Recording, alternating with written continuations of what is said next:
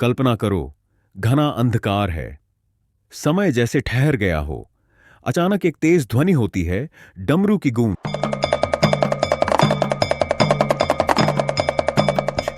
वह शक्ति जिससे ब्रह्मांड बना, वह तांडव जिससे सृष्टि थम सकती है। यह कोई साधारण रात नहीं, यह है महाशिवरात्रि, वह रात जब संपूर्ण ब्रह्मांड शिवमय हो जाता है। लेकिन सवाल यह है, क्यों?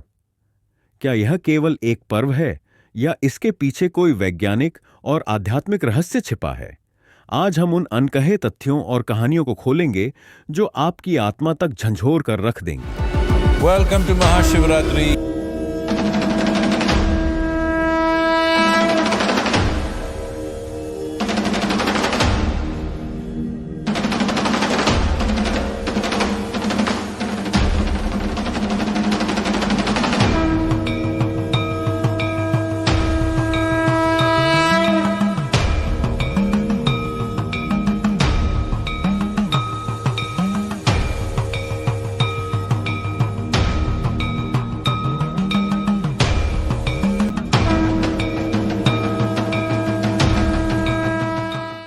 महाशिवरात्रि सिर्फ उपवास और भक्ति की रात नहीं, बल्कि यह रात एक ऊर्जा केंद्र है।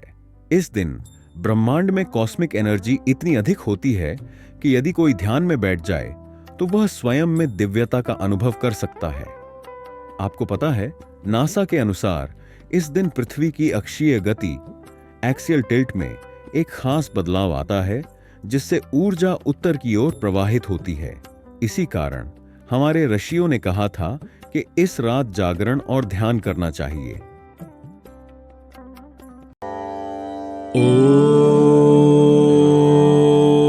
नमः शिवाय। शिव कौन है? एक देवता या संपूर्ण ऊर्जा? शिव को सिर्फ एक देवता मानना उनकी महिमा को कम आंकना होगा। वह एक अनुभव है, एक तत्व है, एक अवस्था है। पुराणों में शिव को आदि योगी कहा गया है, वह जिन्होंने पहली बार ध्यान और योग का ज्ञान दिया। अगर आप गौर करें तो शिव के 3 प्रमुख स्वरूप हैं। एक निर्गुण शिव, जो किसी भी रूप में नहीं है, केवल शुद्ध ऊर्जा है। 2 सगुण शिव, जो एक महायोगी और देवों के देव के रूप में प्रकट होते हैं। 3 लिंग स्वरूप, जो पूरे ब्रह्मांड का प्रतीक है, अनंत ऊर्जा का प्रतीक। बहुत से लोग सोचते हैं कि यह रात शिव और पार्वती के विवाह की रात है, लेकिन असली रहस्य इससे भी गहरा है। पुराणों में कहा गया है कि इसी रात शिव ने हलाहल विष को अपने कंठ में धारण किया था, जिससे वे नीलकंठ कहलाए। यह वही क्षण था जब संपूर्ण ब्रह्मांड के नाश की आशंका थी, लेकिन शिव ने अपने तप और शक्ति से काल को भी परास्त कर दिया। एक बार ब्रह्मा और विष्णु के बीच श्रेष्ठता को लेकर विवाद हुआ। तभी ब्रह्मांड में एक अग्निस्तंभ प्रकट हुआ, जिसका कोई आदि अंत नहीं था। ब्रह्मा और विष्णु ने इसे खोजने की कोशिश की, लेकिन असफल रहे।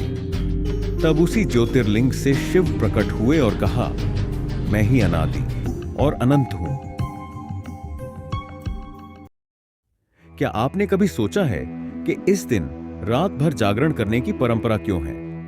वैज्ञानिक तथ्य: इस रात पृथ्वी की धुरी एक्सिस ऐसी स्थिति में होती है कि ऊर्जा का प्रवाह सबसे ऊपर की ओर होता है। अगर कोई इस रात सोता है तो वह इस ऊर्जा को व्यर्थ कर देता है, लेकिन ध्यान और जागरण करने से शरीर और मन में गहरी चेतना उत्पन्न होती है। महाशिवरात्रि और शरीर। योगियों के अनुसार इस दिन मेरुदंड स्पाइन सीधा रखना बेहद महत्वपूर्ण होता है, क्योंकि ऊर्जा ऊपर उठती है और व्यक्ति गहरे ध्यान में जा सकता है। कैसे मनाएं महाशिवरात्रि? शास्त्रों के अनुसार अगर आप महाशिवरात्रि को सही तरीके से मनाना चाहते हैं तो इन बातों का ध्यान रखें। उपवास करें। इस दिन उपवास करने से शरीर की ऊर्जा संतुलित रहती है और मन एकाग्र होता है। रात भर जागें और ध्यान करें। इससे शरीर की ऊर्जा ऊपर की ओर प्रवाहित होती है। ओम नमः शिवाय का जाप करें। यह महामंत्र आपकी ऊर्जा को और शक्तिशाली बना देगा। दूध और बेलपत्र चढ़ाएं। यह केवल परंपरा नहीं, बल्कि एक ऊर्जा संतुलन प्रक्रिया है। यह सिर्फ एक पर्व नहीं, बल्कि एक अवसर है। महाशिवरात्रि केवल एक धार्मिक उत्सव नहीं, यह खुद को जानने, अपनी ऊर्जा को बढ़ाने और शिवत्व को महसूस करने का एक अवसर है। यह रात हमें याद दिलाती है कि शिव सिर्फ कैलाश में नहीं, बल्कि हर जगह है, हम सब में है। हर हर महादेव।